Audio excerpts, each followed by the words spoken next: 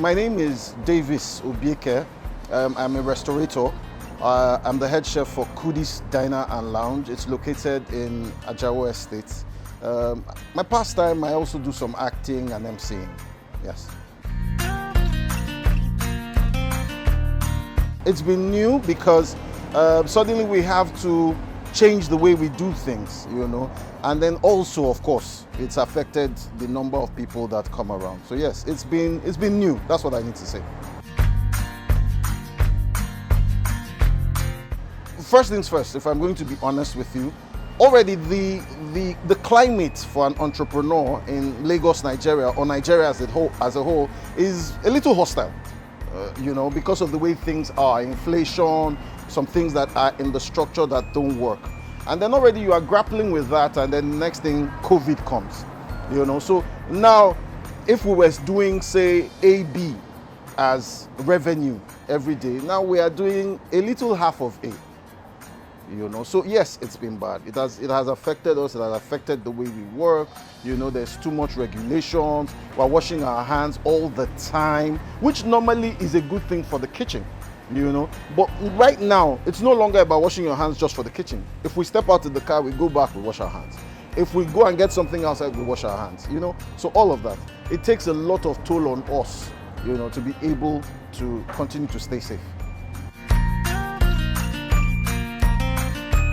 Specifically, I would say what has changed for Kudis is the experience.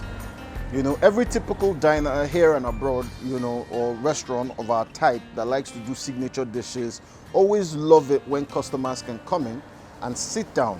Your ambience created by you, your food, plating, all of that. So that for us has changed because, now we do takeouts. You don't have the luxury of plating your takeout because it's just a plastic plate. So you put the food and make sure it's as clean as possible, but that's it. But usually the experience is you come in here, you order for your food, the food comes and it's plated in a way that you are not used to. That first excites your brain, because you're looking at greatly plated food and then the next thing you are eating. So that for us significantly is the main thing that has changed. What we're doing differently now is thinking outside the box.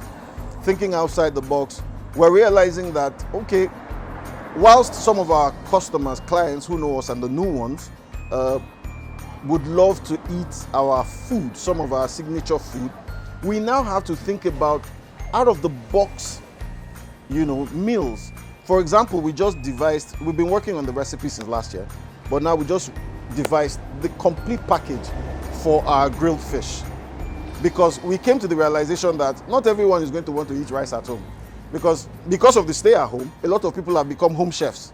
Everybody's learning how to cook and all of that. So we need to give them something different. So that's what we are doing now, adapting to what is going on, making sure that we are part of the delivery people. So you can sit down in the comfort of your homes and get our food, and not just get regular food, but get new signature dishes that you cannot make at home. So yes, that's what we're doing now. Business-wise, the decisions that we had to take, first and foremost, we had to cut down on staff, So what we're doing now, we're not particularly laying them off. So what we're doing is we're saying to them, pray for us, let the delivery business pick up, which is what we're doing now, and then we can send you palliatives.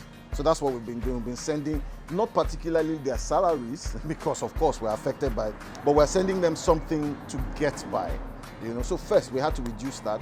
Secondly, we also had to reduce the cost of certain overhead costs. For example, the generator. So we're not running as much fuel because customers are not sitting in. So when customers are not around, we don't turn on the gen. So that too had to reduce. And then all such other things that would come as a result of people always working in here, like servicing the ACs. We've not serviced our ACs in about 3 months. All of those things are the things that we have done to make sure we stay afloat. I actually was speaking with a friend yesterday and I was saying to her, I said, I have never been much more mature in my life. Running this business, this is 2 years and some months, about, let me say 4 or 5 months. Running this business has taught me things that I didn't think I would learn. So I'm constantly unlearning everything. I'm constantly learning how to be patient. I'm constantly learning that when you're talking to people, so I'm a general nice guy, but I do not have the tolerance to take certain orders. Like customers will say, hello, chef, I want fish. That's your fish, what's inside? But we've sent you pictures. No, tell me, how do you make it? So all of that. And for something that simple, it could actually be frustrating, because remember that my staff, the person whose job it is to take the calls, is no longer around. So I'm cooking and I'm also trying my best to take the calls. So at that point, so I've been unlearning. I've been learning that for you to stay afloat, especially in these times, you need to add extra. Not just about your product, not just about your service, but also extra from you. You need to bleed to get it. So that for me has been the wonderful experience about this. And it has also taught me that everything is a process. All you need to always do is just make sure you're doing your own part. Your own part is make your effort. Think out of the box. Do new things. Do not copy the trend. Hopefully, you'll get someone who will key into what it is that you're doing. Yeah, so for example, we have this fish recipe that we've been working on since last year. We've always thought about ways to make it better. People who have tasted it have said, it's great. But for us, we always thought it wasn't perfect, and we only could make it perfect recently. And we made it perfect recently because a customer called and said, look, I would like this kind of fish. I've not eaten your fish before, but I suspect it will be great. And the person made reference to a style, and I thought about it and said, okay, why not take it a step further and do a two-way step grill? And that's how we came to this. Now, I'm a strong believer of God, very strong believer of God. I might not live the best ways, but I love God. And I know that He has a hand in some of the things that happen around here. And it came at a time when, we were looking for something new. And I'll tell you for a fact that between a fortnight, about 2 weeks ago since we started this new recipe, we have had almost 60 orders of that fish. So it shows that to stay in business, you have to think new. Yeah.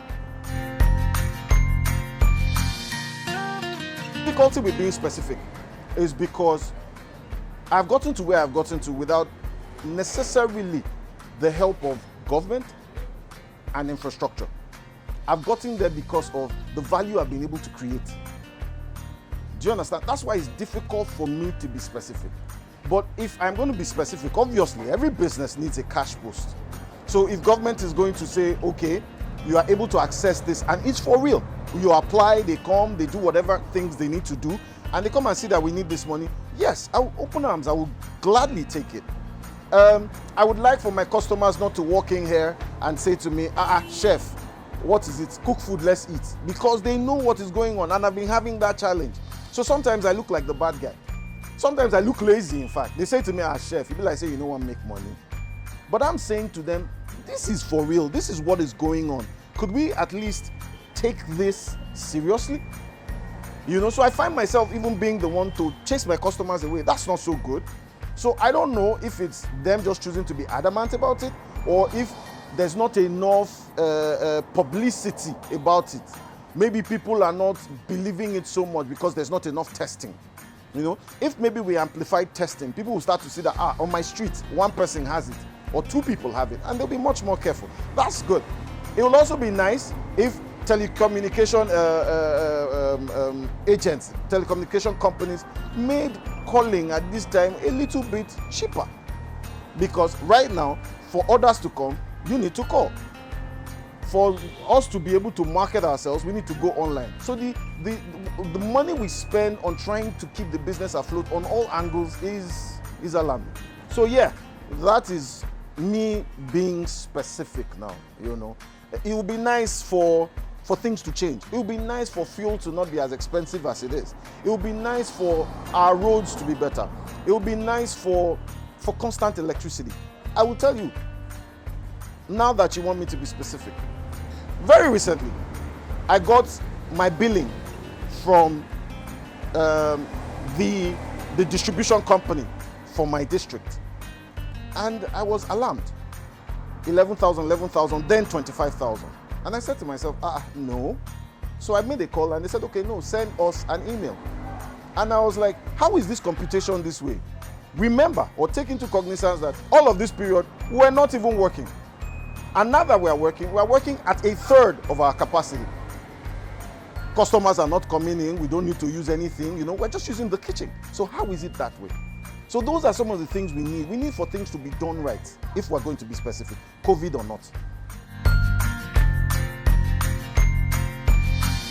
My advice to other business owners, entrepreneurs like me is, this is a time when Mr. A realizes that Mr. B is cooking and is getting orders. Mr. A is going to start cooking, whether or not he likes it, So there's going to be a proliferation of businesses that seem to be thriving right now.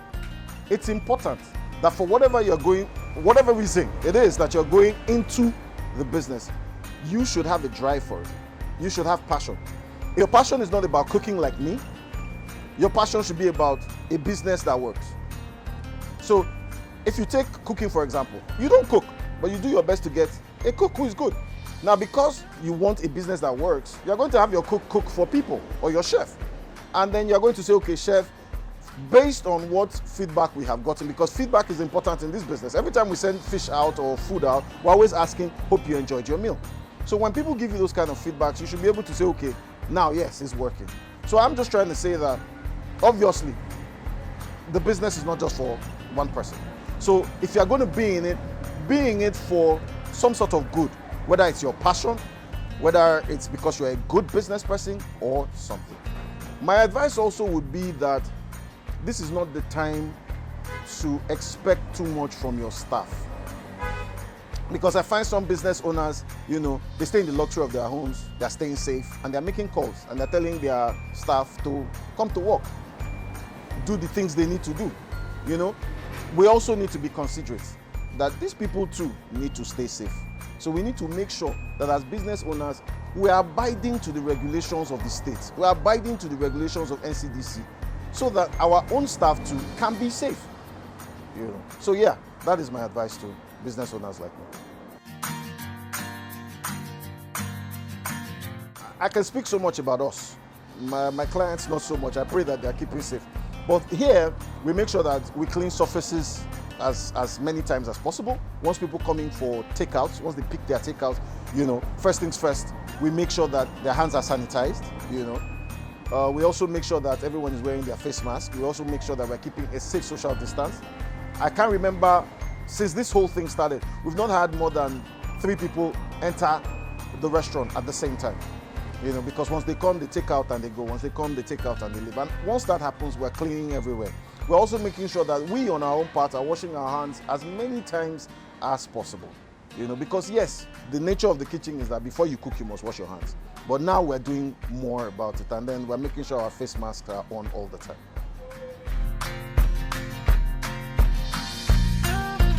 What I would say we're doing extra is we are, for example, we close by 3 o'clock. That's the Lagos time. We make sure we're closed by 3 o'clock.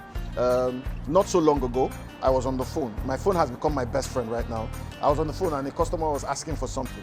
I quite naturally would love to do it, but I had calculated that within the time frame, obviously, I would need to stay longer than the time allowed. And I've said, no, I will not take that order. So please, if you can order earlier tomorrow. Now, it's a challenge, but hopefully if we continue to do what is right, everybody will understand because we all have a part to play. Kudi's Diner, we've always tried our best to cook different, to make sure that whatever you come to eat is not something you cook at home. I've always loved to cook the way I love to eat, and for us, we have done that. I would need to say to you, with all of the conviction I have, it's not been easy. Sometimes I felt the need to just stay at home and not come to work. But the most interesting thing I get, which I can't get these days, I only get it as a message or a voice note, is the look on the customer's face when the customer eats my food. That for me, save for the money, is priceless. You taste my food and you are all happy. That for me is it. And COVID has taken that away from me. So I'm really, really upset with COVID. But right now, what I do is I get messages, I get voice notes, I get people screaming, doing videos for me. Oh, chef, this thing is wonderful. And at the end of the day, it still works. You know, it still works. For us here, we never used to do deliveries. I'll tell you why. One of our challenges was delivery companies would tell us, you need to give us 24 hours notice. Food order is not that way. But because we're a small unit, they would always look at us and say, no. But they too, delivery companies had to think outside the box to say, these are the people we need now. And for some reason, I do not want to say that I have gained from COVID, because it's not a good thing to gain from COVID. But I would say that I have found a way to make this situation useful for me.